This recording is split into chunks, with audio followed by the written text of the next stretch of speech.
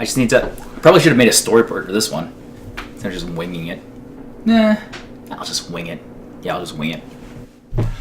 What is up, YouTube? So today, I'm gonna tell you a secret. I friggin' love pizza. It's like... I love pizza. But the problem is, pizza makes me feel like absolute garbage when I eat it. Because there's like sugar and the grains and I can't eat pizza. But luckily, I found a recipe for completely good for you almond flour pizza dough. And it's wonderful and it's great and it's super, super easy to make. So today, we're gonna make my favorite paleo Hawaiian pizza. So for this recipe, you're gonna need a whole bunch of almond flour, a whole bunch of herbs, and eggs, and then the stuff to put on top of it. It's gonna be awesome. So to start off with, I have 2 bowls, and just like whenever you're baking, even if you're not paleo, one's gonna be for dries, one's gonna be for wets. So let's do dries first. The main ingredient in this is almond flour. And to make a good sized dough, I'm gonna use 2 2/3 cups of almond flour. I am going to use 1 2/3 cup of almond flour. Always check your recipe. To this, I'm going to add half a cup of arrowroot flour. Arrowroot flour is really nice because when it gets wet, it really glues things together. Next, you're going to add a teaspoon of salt. This time I'm going to actually measure it because when it comes to baking, you have to. And to let it rise just a little bit and kind of give it a good texture that's almost like bread, I'm going to add in some baking soda. So that's half a teaspoon of baking soda. Alright, so I'm going to mix this up. Next is wet ingredients. So like any good recipe I do, I always start with eggs. You're going to use 2 eggs. To this, I'm going to add in some olive oil. And in fact, I'm going to add about 4 tablespoons. If you have good olive oil, now's the time to use it because you're really going to taste it. So next, I want to add in some more like herby flavors to kind of make it really taste, I guess, Italian. My herbs of choice or flavorings, garlic. So 2 cloves of garlic. If you want it more garlicky, go for it. 3, I think, would be kind of the hard max there. Keep in mind that this garlic is going to go directly into your dough. So make sure you mince it super, super finely because the last thing you want is for someone to bite into a giant chunk of garlic. All right, to the wet ingredients. Next, herbs. So I really like rosemary and I really like oregano. I think they taste great on pizza. So I'm going to use a teaspoon of each. I'm going to put it directly into my spice grinder, which is really a coffee grinder that I think is magical. And I gave it a different name. As you kind of get used to this recipe, you can kind of play around with how much you want to put of each herb in here. In the past, I found it to be not as herby as I like it, but it really depends on the quality of your herbs, if you're using dry herbs or fresh herbs or things like that. If you're going to use fresh herbs, you can probably get away with putting in a little bit more, but I don't really recommend it because I find fresh herbs to kind of like, they're really hard to get really small into the dough, so you have chunks of it. Whereas with the spice grinder, I can grind it really, really finely. If you're like me, at this point in time, you're just tempted to just put that in a pan and just fry it into an omelet. I'm going to add 1 more herb to this one. To my pizza, I really like the taste of thyme. So I'm going to use 1 whole sprig of thyme. This one I kind of chop up by hand because I keep my thyme in the freezer. And frozen herbs don't really go in the spice blender. Spice grinder. Whatever. Alright, that's pretty much all the ingredients I need. So grab a whisk and you're just going to really bring together all of this liquid stuff. We need a new whisk. Oh, it means I can't make handmade mayonnaise anymore. Oh no. Maybe just throw that out. This is gonna, yeah, it's gonna go directly in the garbage. Alright, so the next thing to do is to take all of this liquid, mix it with the dry ingredients, and then get really, really messy. But before I make a huge mess everywhere and regret it, I'm gonna turn on my oven. You're looking at 350 degrees, which is like the benchmark of all baking. I don't know why. So I'm gonna go ahead and just carefully put that in there. Then just by hand, I'm going to bring it all together to make a dough.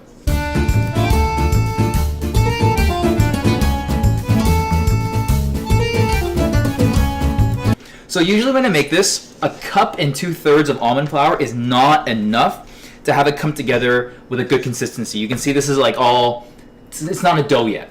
And the reason I go a little bit on the safe low end of it is because I want to add in my almond flour really, really slowly now. Usually I end up putting in a whole other 1/3 of a cup of almond flour, but again, it's always going to depend on, I don't know, the humidity and things like that.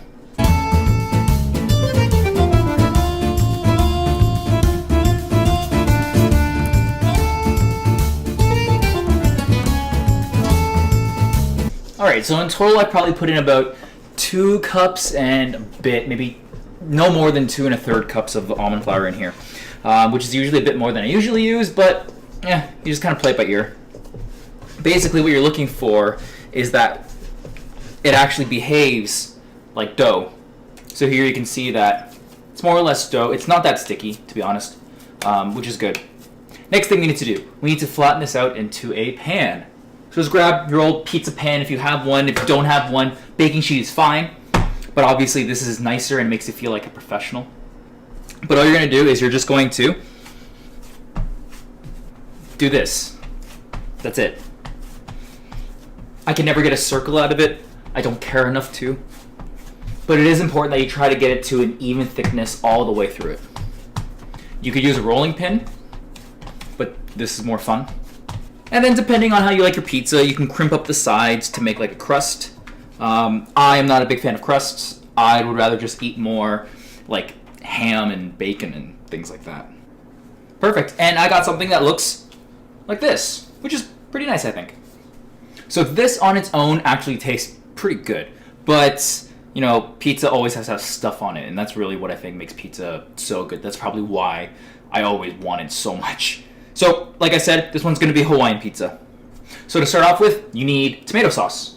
So, when it comes to tomato sauce, be careful what you buy in the stores. Usually they add a lot of sugar, a lot of weird kind of stuff to it. But if you read the ingredients and you see that it's just tomatoes and herbs and things like that, buy it. That is a good find. This, however, is homemade, which means I know exactly what went into it. Maybe someday I will make a video or something on how to make good red sauce.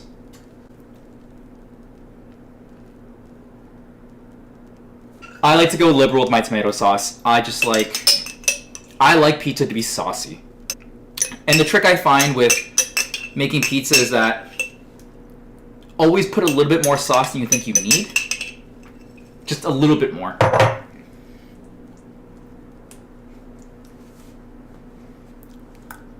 Not bad. But we're gonna need some toppings on it. We'll start with ham. I guess this is all the ham I have left. So however you want to do the ham is completely up to you. I prefer chunks on a little bit of a small side because I think it makes for better pizza. But you know, whatever you like, you like. I'm not gonna judge you. Perfect. Looks like that. Next, pineapple. It's not in season, which means I got no choice. It's gonna be in cans. But if it was in season, you better go and buy one because fresh pineapple's the best. Be careful when you buy canned pineapples because a lot of times they add sugar or weird concentrates to the juice. I don't really know why. But if you can't pronounce it, don't buy it.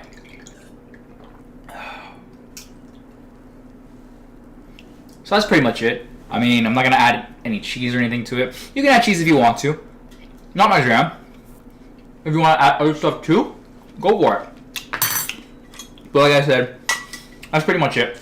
I am going to add one more ingredient though. I think all pizza tastes better when there's bacon on top of it. But I'm not too worried about it because I'm going to put the bacon on kind of the last minute. It doesn't really need to be in the oven the whole time. I can just fry it up myself. So that's pretty much it.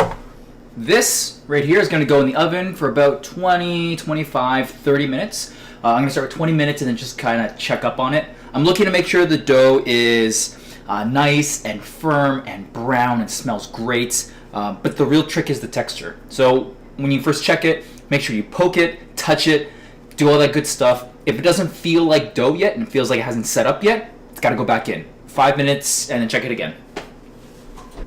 And while that's going, bacon. We're gonna make tons of bacon. We're gonna make tons of bacon.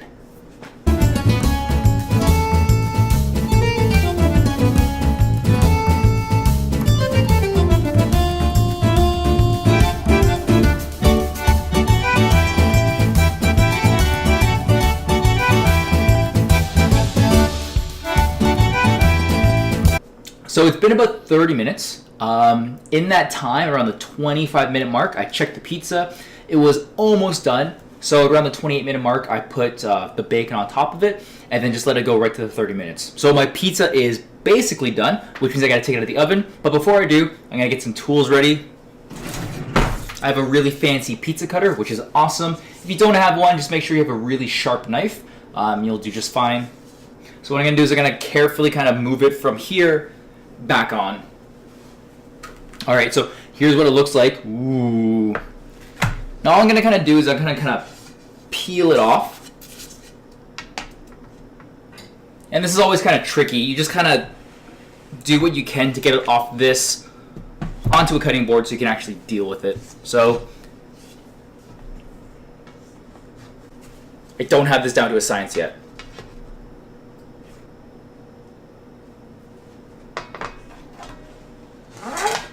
I'm going to give this a cut.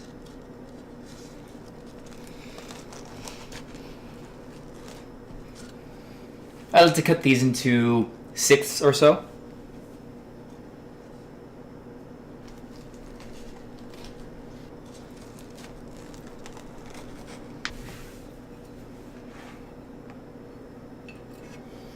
And there we go. Not so bad if I say so myself. And I find it to taste really, really good. I think it's really great.